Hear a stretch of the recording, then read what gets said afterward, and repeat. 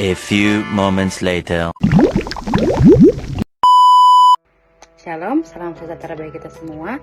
Perkenalkan, nama saya Udur Siombing dengan NIM 121242042. Di sini, saya akan menjelaskan tentang pasar faktor produksi, hubungan antara investasi, tenaga kerja, dan modal. Dan di sini juga saya akan menjelaskan tentang wawancara yang telah saya buat yang berhubungan dengan materi ini, yang berhubungan dengan pasar faktor produksi, hubungan antara investasi, tenaga kerja, dan modal. Jadi, sebelum saya membahas tentang wawancara yang telah saya lakukan, di sini saya akan menjelaskan terlebih dahulu tentang materi saya ini.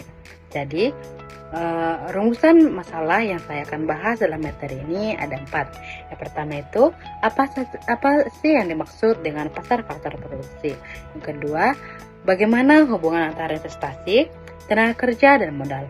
Yang ketiga, bagaimana implementasi hubungan tersebut dalam usaha nyata. Dan yang terakhir itu, bagaimana pandangan pelaku usaha terkait investasi pada tenaga kerja dan modal. Baik, mari kita bahas satu persatu. Apa sih pengertian dari pasar faktor produksi? Pasar faktor produksi adalah pasar tempat terjadinya transaksi antara pemilik faktor produksi atau rumah tangga dan pihak yang membutuhkan faktor produksi atau perusahaan. Faktor produksi meliputi tenaga kerja, modal, tanah, dan kewirausahaan, di mana produk yang diperdagangkan di pasar itu bukan barang jadi, melainkan sumber daya untuk menghasilkan barang dan jasa. Yang kedua itu tenaga kerja. Dan tenaga kerja adalah faktor produksi berupa kemampuan fisik maupun keahlian seseorang yang digunakan untuk menghasilkan barang dan jasa. Kualitas tenaga kerja itu dapat dipengaruhi oleh pendidikan, pelatihan, pengalaman, dan motivasi. Ketiga, modal. Apa sih pengertian modal? Jadi modal merupakan barang fisik seperti mesin, peralatan, bangunan, maupun modal finansial seperti uang dan investasi, di mana jika kita memiliki modal yang cukup, bisa memungkinkan usaha kita itu meningkatkan kapasitas dan kualitas produksi. Yang terakhir itu adalah investasi. Jadi, investasi adalah pengeluaran untuk menambah aset atau kemampuan produksi pada masa mendatang. Investasi biasanya itu berbentuk seperti pertama itu investasi pada tenaga kerja, contohnya itu pelatihan, peningkatan skill, penambahan tenaga kerja. Yang kedua, investasi pada modal, contohnya penambahan mesin, teknologi, dan kendaraan operasional. Jadi, hubungan antara investasi, tenaga kerja, dan modal adalah investasi akan menambah modal. Maksudnya, ketika perusahaan melakukan investasi, dampaknya adalah pertama itu kapasitas produksi meningkat, kedua itu kualitas dan kecepatan operasional yang baik, dan yang terakhir itu modal fisik dan modal manusia akan meningkat. Artinya investasi akan menambah modal perusahaan. Kedua itu modal meningkatkan permintaan tenaga kerja. Jadi dengan modal yang bertambah, misalnya itu mesin baru, teknologi, atau fasilitas yang lain, maka semakin besar modal, maka akan semakin tinggi permintaan tenaga kerja. Kemudian tenaga kerja itu dapat meningkatkan produktivitas modal. Kenapa? Karena tenaga kerja adalah faktor penting yang mengoperasikan modal. Jika tenaga kerja semakin terampil, berpendidikan, berpengalaman, maka aset modal seperti mesin, teknologi itu dapat digunakan secara optimal. Jadi, artinya itu, kualitas tenaga kerja itu mempengaruhi produktivitas modal. Yang terakhir itu investasi. Investasi dapat menciptakan lapangan kerja. Karena investasi pada sektor real selalu membawa dampak seperti pembukaan usaha baru, peningkatan kapasitas produksi, perluasan pabrik, penambahan fasilitas layanan. Jadi, semua itu membutuhkan tenaga kerja baru. Jadi, investasi langsung akan meningkatkan kesempatan bekerja.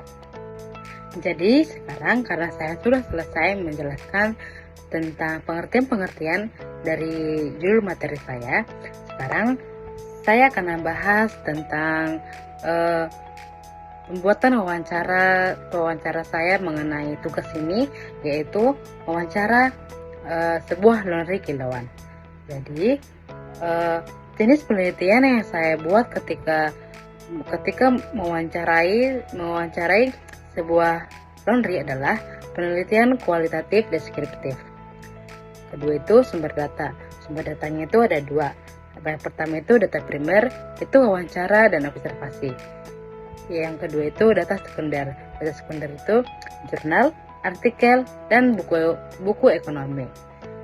Jadi teknik pengumpulan data yang saya buat pertama itu wawancara pelaku usaha laundry, observasi lapangan, dan dokumentasi seperti foto dan catatan.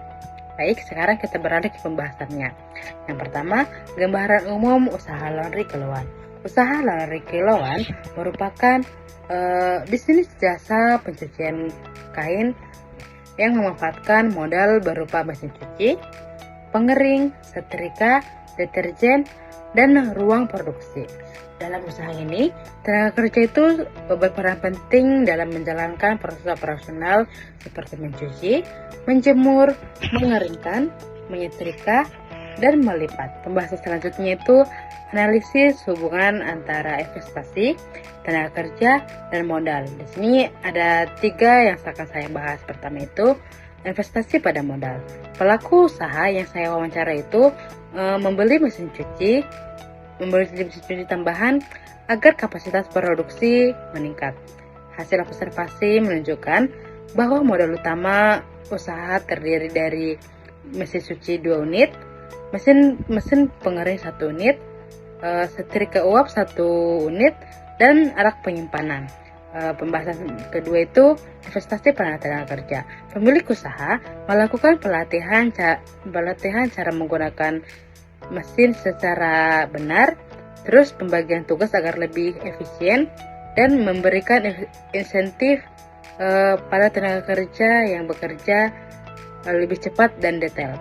Yang ketiga, hubungan keduanya adalah data lapangan tersebut menunjukkan bahwa setelah menambah modal seperti mesin baru,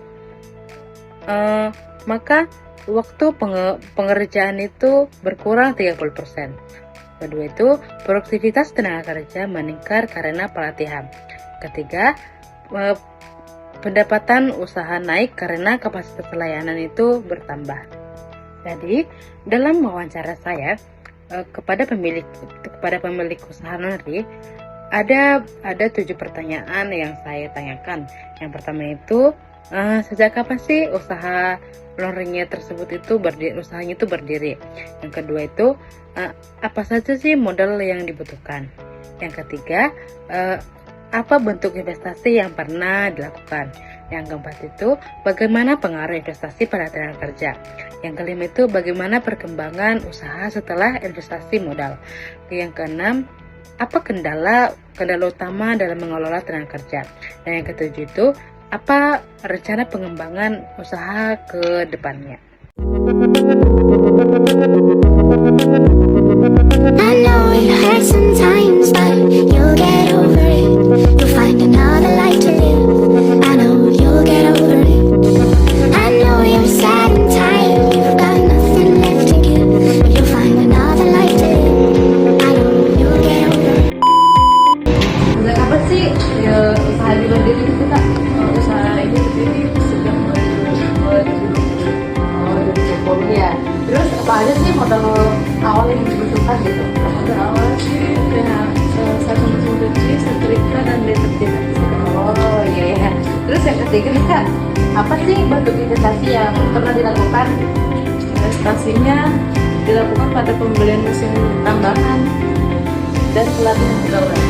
Oh, yang keempat, bagaimana pengaruh investasi pada tenaga kerja? Tenaga kerja menjadi lebih cepat dan rapi dalam bekerja. Yang kedua, bagaimana sih perkembangan usaha setelah investasi modal? Omsetnya sejak bekerja dan setelah mesin ditambah. Oh, ya. Yang kedua itu, apa